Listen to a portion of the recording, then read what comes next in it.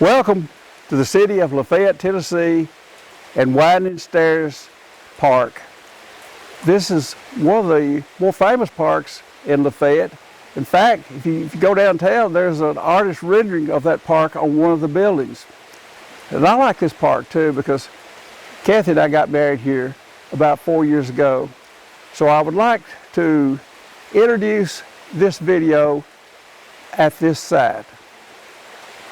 This channel will use biblical truths and critical thinking to challenge our worldview, our ideas of how to worship God, and our cultural values. We will look at many current events in light of biblical examples to show that some things never change. Ecclesiastes 1:9 says, "There is nothing new under the sun." We will judge things by what the Bible teaches rather than what is currently acceptable in our culture. If you don't like preachy, church-type settings, this channel will have something for you.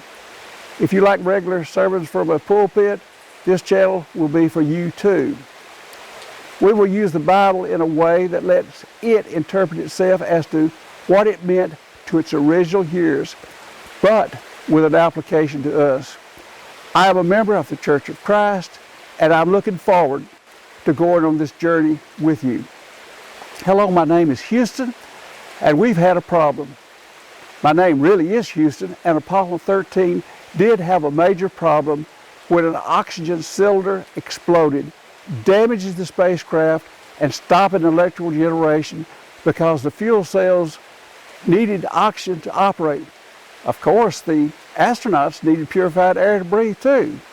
But mission control, through teamwork and well-trained astronauts, was able to land that spacecraft safely. Can we say the same thing about the problems in our society? It makes no difference in what country you're watching this video. We have had problems. We have problems now, and we will continue to have problems.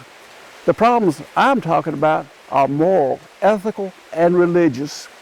There's only one book that can solve these problems, our mission control, and it is the God-breathed Bible.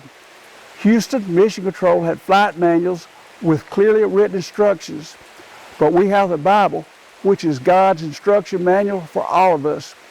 It tells us how to live, treat one another, and more importantly, how to be in covenant relationship with God. Consider what the Apostle Paul wrote to Timothy, and I quote 2 Timothy 3:16 through 17. "All Scripture is breathed out by God and profitable for teaching, for reproof, for correction, and for training in righteousness, that the man of God may be complete, equipped for every good work." End quote. Any attempt to interpret Scripture by our standards or put our thoughts and wishes equal to that of God makes us idol worshipers. We're not gods. Our Creator has the final authority over what is right or wrong. In fact, all of His laws are righteousness and good for us. That's what David says several times in the Psalms, but you can find that throughout the Bible as well. Disobedience of God's laws, as always, brings death. Adam and Eve were innocent, but through the serpent, an instrument of the devil, they were tempted to eat the forbidden fruit. By doing that, they allowed Satan some measure of control over this world. They lost their immediate intimacy with God.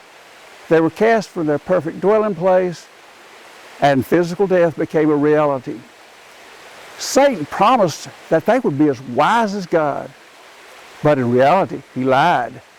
Following Satan's lying words only brought misery. You might ask, how did Satan do all that? He tempted them by appealing to the lust of the eyes, the lust of the flesh, and the pride of life. He has been successfully doing that from the beginning. Satan even tried tempting Jesus that way, but it failed because the Son of God always answered by saying, "It is written." Matthew 4:1 through 11.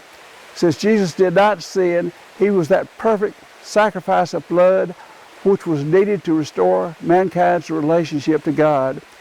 Do you believe what Jesus said to His apostles, John 14:6?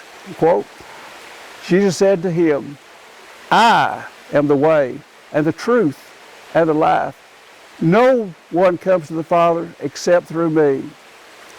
Are you upward bound? Are you ready to walk with me on that journey?